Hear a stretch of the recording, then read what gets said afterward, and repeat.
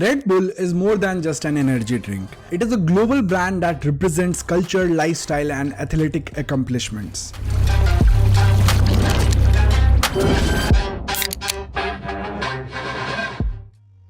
Red Bull was founded by Dietrich Mateschitz in the middle of the 1980s, and he was inspired to create the company with the functional beverages that was very popular in East Asia called Krating Daeng. Krating Daeng, which translates to Red Gore or Red Bison in English, was first made famous in Thailand by Chaleo Yu Vidya in 1976. It was a very popular energy drink among Thai construction workers and truck drivers, and it was based on the tonic Lipovitan. Before I move into the story, I'll request you to subscribe to Alphause. Dietrich Mateschitz was born in Austria in 1944 and earned his bachelor's degree in business administration from the University of Economics and Business in Vienna while working as a ski instructor on the side. After finishing college in 1972, he worked in marketing for 10 years for companies like Unilever and Blendadex, a German manufacturer of toothpaste. After returning from a trip to Thailand in 1982, Dietrich Mateschitz observed that the drink Krating Daeng assisted him in overcoming the effects of jet lag. In 1987, he co-founded the Red Bull with Thai entrepreneur Chaleo Yu Vidya, in which he held a 49% stake. Both of them contributed $500,000 each of initial funds towards the establishment of Red Bull, along with a stake of 49% each in their new business. They gave Yu Vidya's son the remaining 2%. On April 1st, 1987, Red Bull energy drink was introduced in Austria. 1 million cans of the company's trademark beverage was sold in Austria in the first year it was marketed there.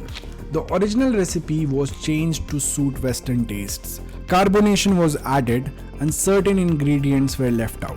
Red Bull's selling point was that it improved mental focus and stamina, which made long-distance drivers one of its initial target consumers. The flavor of the thick drink, which some customers have said tastes like liquid gummy bears, make the company's brand stand out. In 1992, the distribution network for Red Bull was expanded to include Slovenia and Hungary.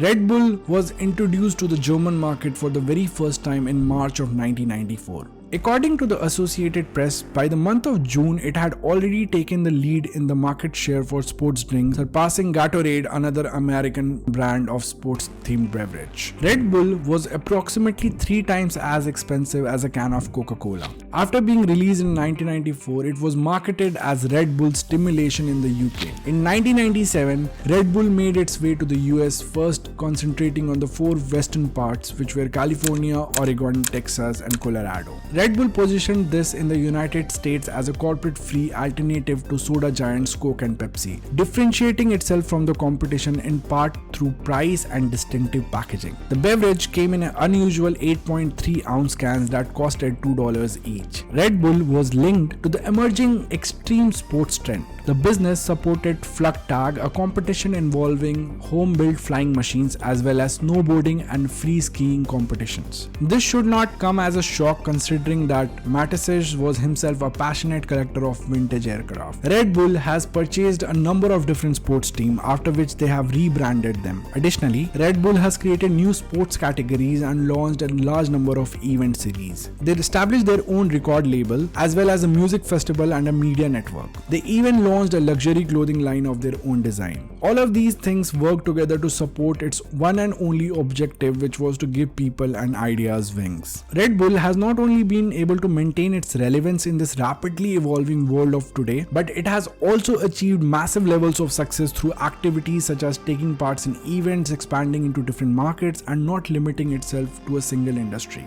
In fact, global Red Bull sales reached a staggering $9.8 billion in 2021, a 24.3% increase over the previous year, that was 2020. Red Bull has been able to achieve its success through sustained brand investment and efficient cost management. In terms of sales, revenues, productivity, and operating profit, these figures have reached all-time highs, making this the most successful period in the history of the company. Red Bull will proceed with the rollout of the Organics by Red Bull range while simultaneously continuing to promote its original 250mm packaging unit. One more factor that contributes Red Bull's ability to achieve such widespread success is the company's dedication to the welfare of its workforce, as evidenced by its ongoing pursuit of new approaches that simplify and streamline employees' daily daily responsibilities. Today, owing to the enormous success of Red Bull, Dietrich Mateschitz is worth $20.7 billion and is ranked 51 in the Forbes list of billionaires. Earlier, I talked about how Red Bull has invested in several industries and markets over the years. Let's talk about it a bit more. Red Bull sent a person in space to jump. This is something which you probably already know. There was someone who was actually dispatched to space via balloon who then jumped out and broke the sound barrier on their way back to Earth. Not only that,